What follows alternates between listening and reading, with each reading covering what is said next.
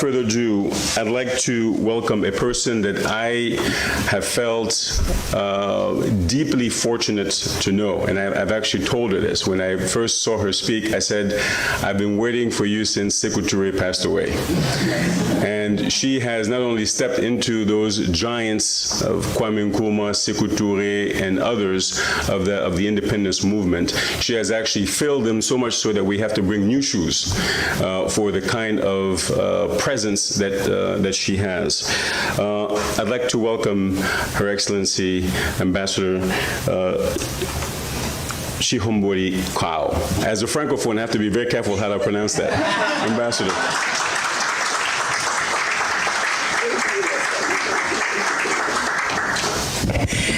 Good afternoon, everyone.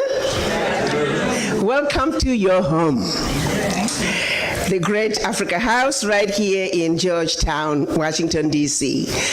To the presidents who are sitting at the podium, I want to take a moment to thank you for taking your time in your busy schedules to come and join us on this momentum occasion. To my sisters, Chairman of President of NAFIO, thank you again. This was last minute, but you had the call and you answered and you jumped up and you are here today. To my sister, Ms. Jensen, to my brother, Kojo Yanka, some of you, I have to give a shout out. He's writing a book titled From Jamestown to Jamestown. I can't wait, it's gonna be a thriller. To all my other diaspora sisters, members of PADIA, members of PADWA, we truly are grateful for you taking the time to come here today. Roland Martin back there, this is my first time to see you in person. A lot of people don't look the same on television as they are in person. I have to say, you look exactly like what I had expected you to look like. Thank you for taking the time to come here. Distinguished guests, ladies and gentlemen, it is indeed an honor to stand in front of you this afternoon to celebrate this momentous occasion. And of course, I always forget my husband, Sab Kwao. He's sitting somewhere back there. Sab, raise your hand. Everybody's looking. A friend of mine reminded me, because I always call him, he's an old shoe that is very comfortable to wear.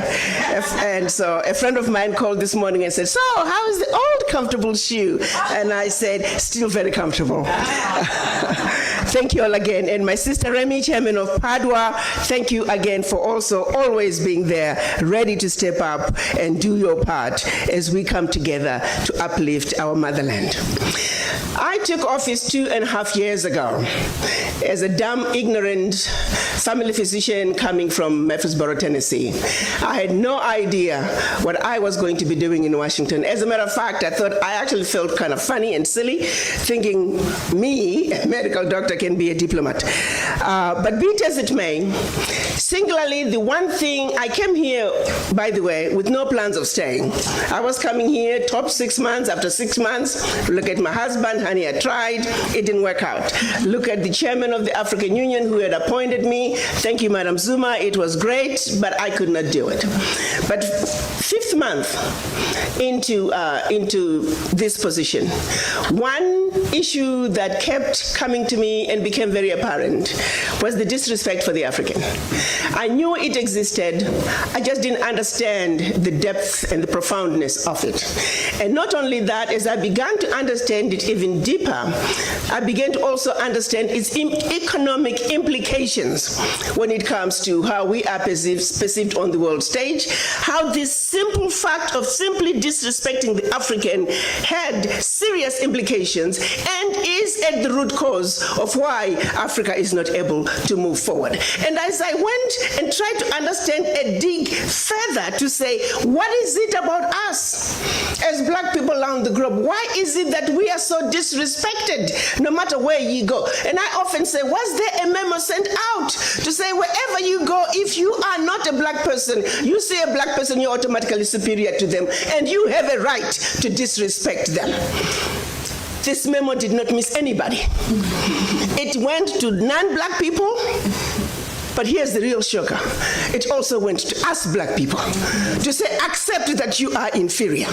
You automatically take an inferior position. And I'm going to have to tell you something that has become a realization that and this is where I am stuck as I try to understand how did this message just go through and percolated so through. Now we are on automatic pilot. It's almost as if we've undergone a genetic mutation.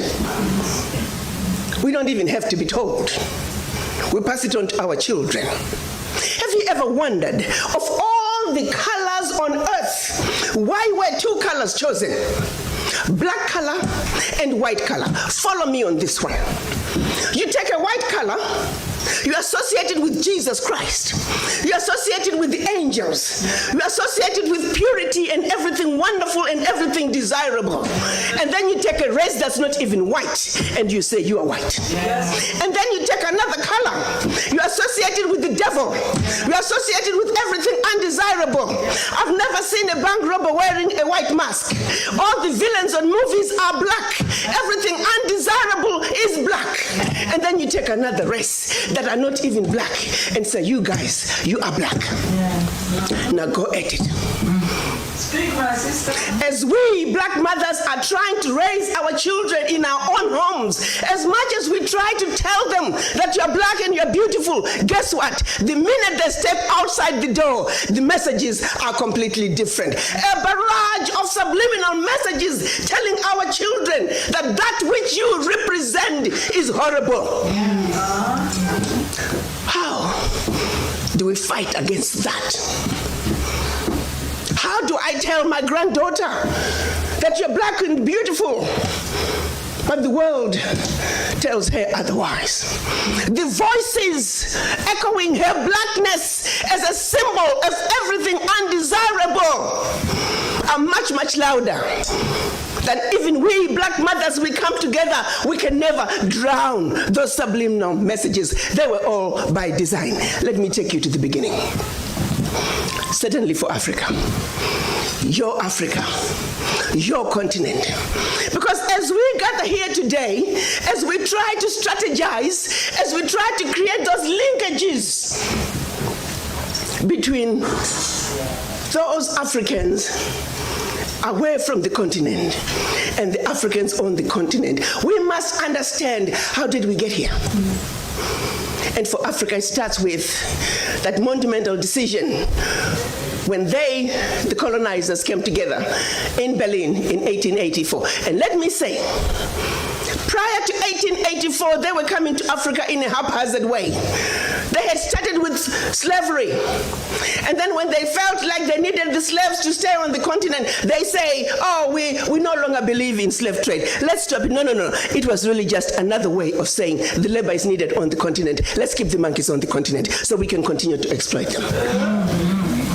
So 1884, they met in Berlin to organize themselves so they can effectively loot from the monkeys. They did not meet in Berlin to see to it that Africa would prosper. No. Let me repeat. The colonizers met in order to see to it that your Africa, our Africa, and her children, not only on the continent, are forever defeated and dominated. That was 135 years ago. The manner in which they did it, they took out the map of Africa while the Africans were sleeping, minding their own business. Started to chop up your continent into the tiny little countries that we see today. The bigger and more powerful a kingdom was, the more countries that came out of it. Not only more countries, but these countries were given to different colonizers who spoke different languages. Let me bring it home for a second.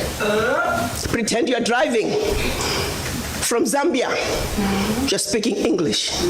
Pretty soon you're in Angola, you're speaking Portuguese. Then DRC, French. Equatorial Guinea, Spanish. Southern Cameroon, French. Southern Cameroon, English. Northern Cameroon, French. You are now in Nigeria, English. Hello. These were the same people. Prior to 1884, we were powerful, amazing kingdoms with well-established established educational and religious systems. If the truth be told, we had the civilization. We were the civilized. They were the devils, the uncivilized ones. They set out to take everything that symbolized civilization in Africa. To this day, they're still refusing to give up those relics. If those relics were not that good, why are you keeping them? We were way ahead of them in our civilization. They set out to destroy us. And Berlin Conference put the nail on that coffin.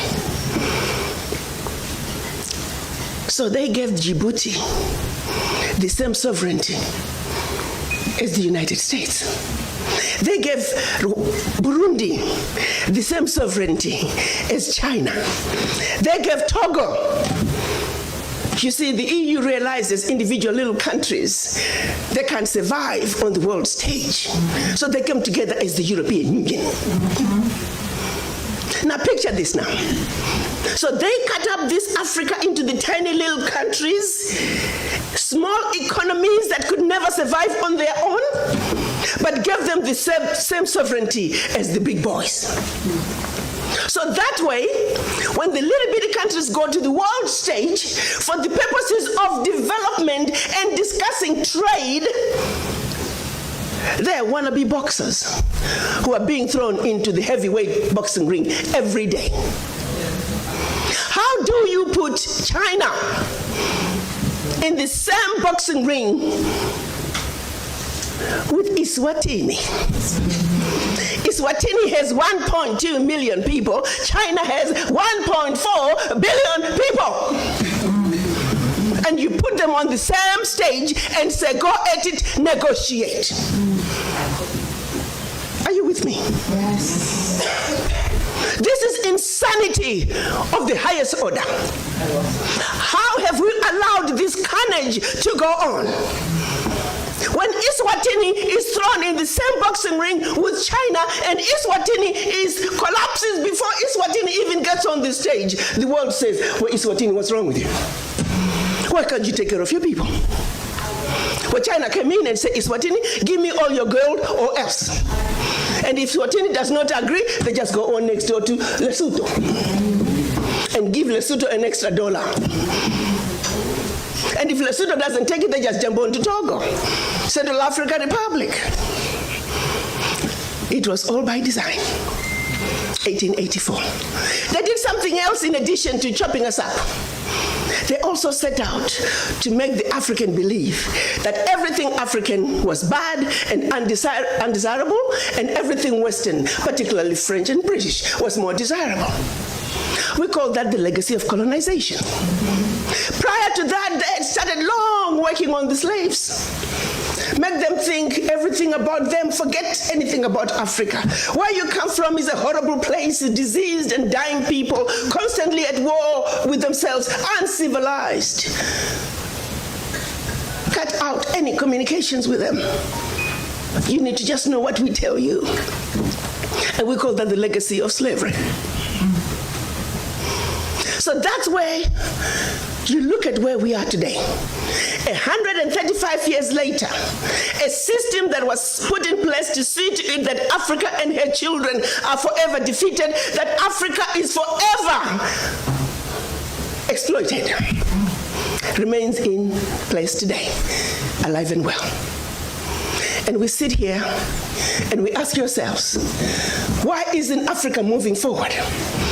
Why does Africa continue to be taken advantage of? Well, I'll tell you why, very simply. Until Africa comes together as a continent speaking with one voice, one continent, one people, nothing, and I repeat, nothing is gonna change. As individual little African countries, we are wannabe boxers.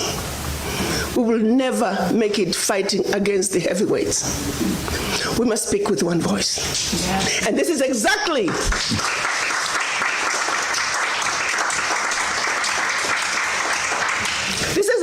what our Pan-African leaders wanted to see happen in 1963 when they came together in Addis Ababa, Ethiopia. They clearly stated that that Africa for the Africans at home and abroad, and that African Union was now. They said Africa must speak with one voice. It is the only way for Africa to take its rightful place on the world stage. Sadly, when they went to Addis Ababa in 1963, they were divided. We had two factions, the Casablanca group and the Monrovia group. The Casablanca group were saying Africa for the Africans at home and abroad, and African Union now. This was Ghana, Guinea, Mali, Egypt, Morocco, Algeria, and Tunisia. Only 7. The other 25 of the 32 who attended were the Monrovia group. They were the nationalists. They said, let's go slow. Let's kind of wait on this Pan-African thing. 55 years later, 56 this year, we're still going slow. As if it wasn't bad enough that we were divided up into the tiny little countries that we are today. The gift that Berlin Conference gave us. One other thing that France did between 1958 and 1961 in the name of giving us our independence as African countries. France forced the Francophone, and I hate that terminology. There is no such thing as Francophone, Anglophone. They made it up. But for the purposes of communication, I will use that. 14 of those countries, they said, in order for you to get your independence from us, you must sign this document. You thought they could have found a better name for the document. The document was called the Pact for the Continuation. I repeat, the Pact for the Continuation of Colonization. We are talking about giving you independence, but sign this pact for the continuation of colonization in a different format. And I'm going to highlight some of those issues that they said you must agree to if you are going to be independent. Hello. Maybe we need to redefine the meaning of independence for the French.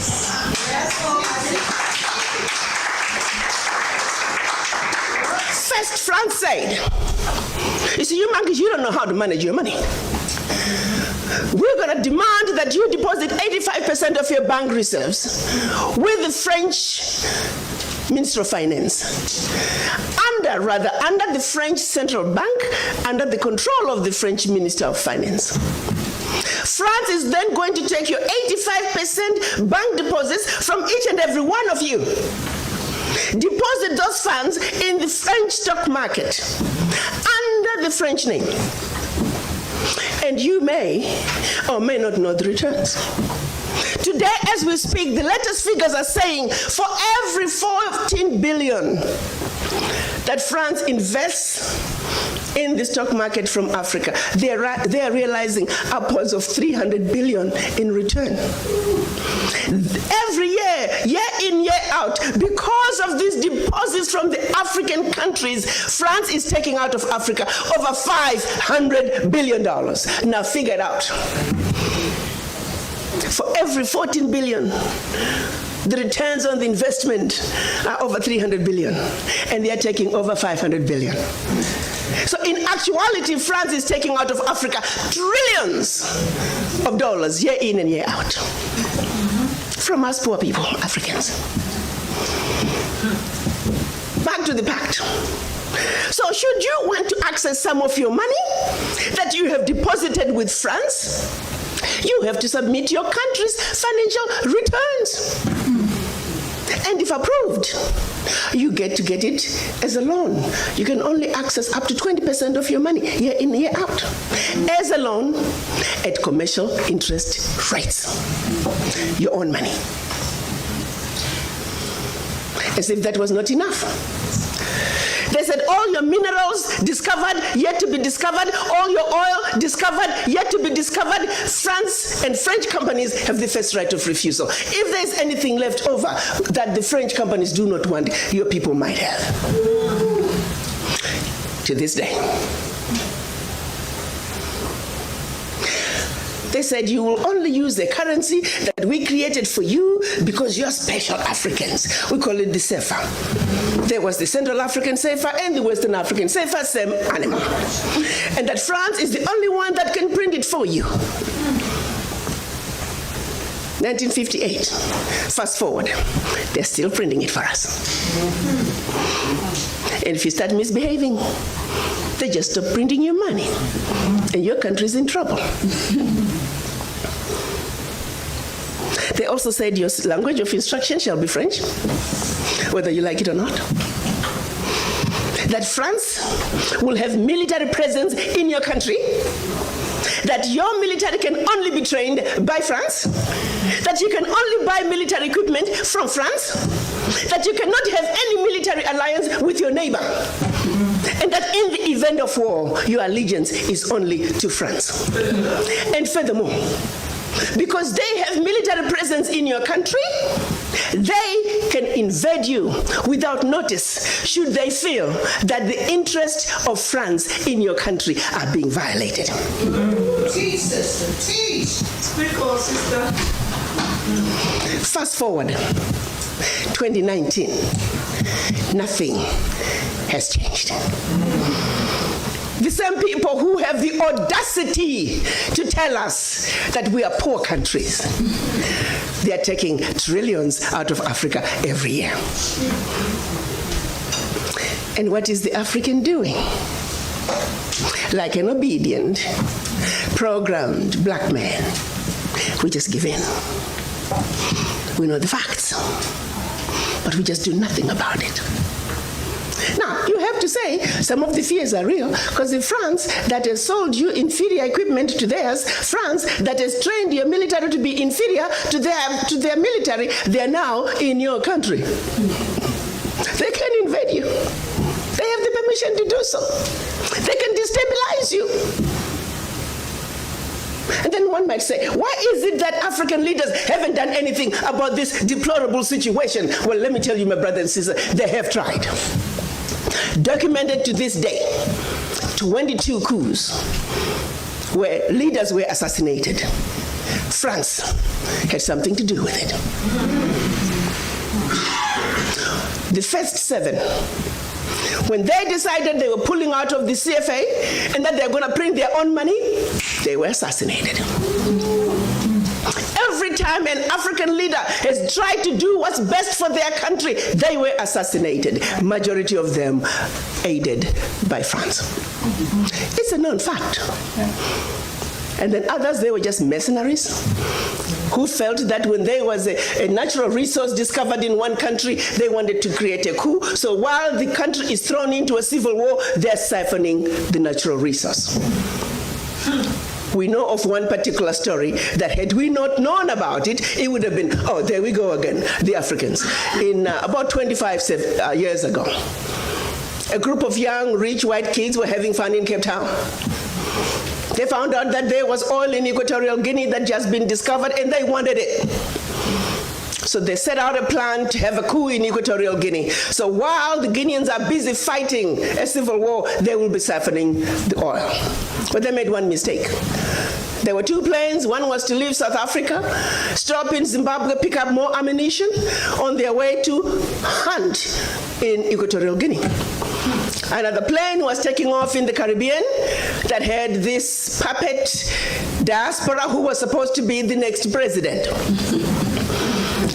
Mugabe wondered why such young people needed such powerful ammunition to go hunt in Equatorial Guinea.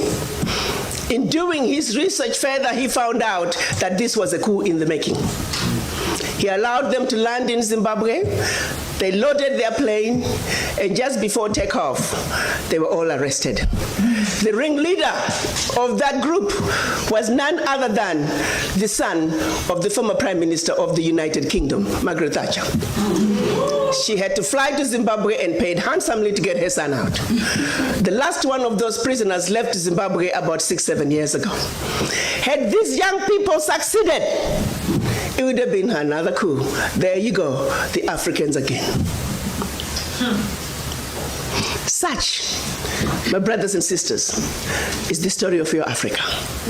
They don't do coups anymore. They simply create instability. So when you hear of an instability in an African country, ask yourself, what is really going on? Because what they are telling you is really going on is just a shiny object. The real issue is over here. And you need to stop before you start being used as an instrument of your own self-destruction. They want to throw to you, oh, African leaders are corrupt. I just love that buzzword. Remember what I said, we need to define some of these words for them. Do you really want to know what corruption is? I like to think as black women, and we're going to talk about us black women here. We're smart people. There are two thieves. One is carrying a briefcase with $50 billion, which is what they say, oh, gets out of Africa every year for corruption. And by the way, they only tell you the 50 billion gets out of Africa. They don't tell you where it's going. You see, corruption is a team sport. We want all players. We want all players to come to the table. Okay, fine, we give it to you. 50 billion is going out of Africa. And then there's another thief over here with a briefcase with 500 billion. Sisters, which one should we go after first? Wow. They want us to spend time. I am not saying we should not talk about corruption out of Africa. Don't get me wrong. Yes, we must talk about the thief carrying the $50 billion, but we must also not forget the thief that is carrying 500 billion. And by the time that thief is done investing that 500 billion, we're looking at trillions out of Africa. Now, do you see how quickly the 50 billion becomes the larger crumb under the table? And they're busy pointing at you. Oh, you see your brother, he got the bigger crumb under the table. I'm like, hell no, I want to be on the table.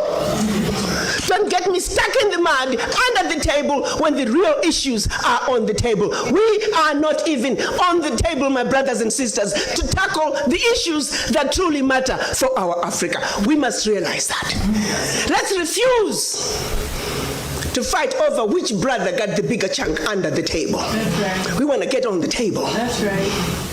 And the only way for us to get on the table is to understand our circumstances, is to understand how we got here, to see our Africa with 2020 vision.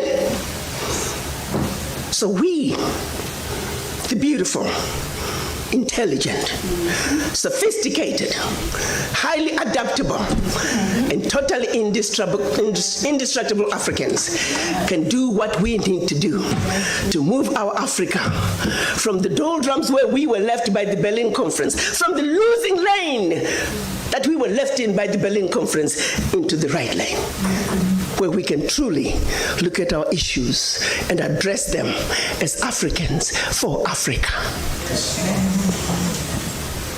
So all is not lost, my brothers and sisters. The wishes of our Pan-African fathers from 1963, March last year, the African leaders got together and signed a decision that is now putting us on the path to finish the unfinished business of the Berlin Conference.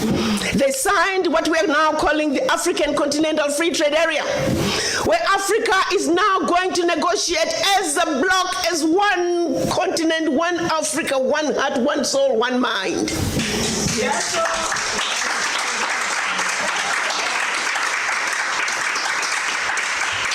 52 African heads of state signed that agreement. We only needed 22 to ratify. Exactly 13 months later.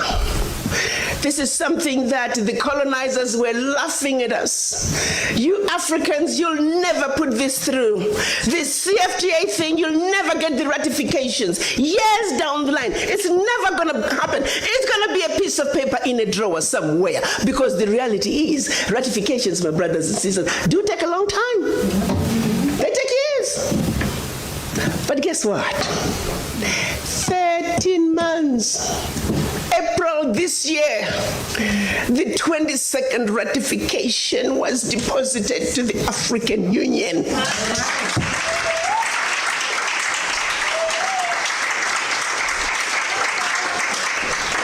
We're now sitting on 23 and more are coming.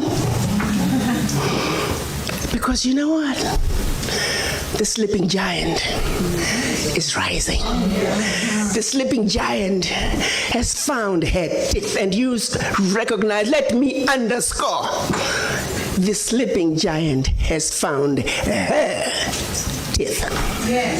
Her teeth. Game is over.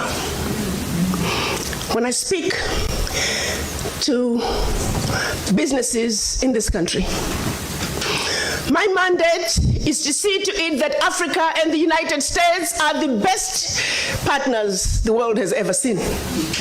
America, the United States, and the Americas is the only region that has a heritage connection to Africa. And it is for that reason, in particular, that I'm on a mission to see to it that the marriage between Africa and the United States is the best marriage the world has ever seen. It is a marriage that's going to give birth not only to many children, but many beautiful children. I'm a woman on a mission. And that's why. That is why it is important that we begin to understand each other.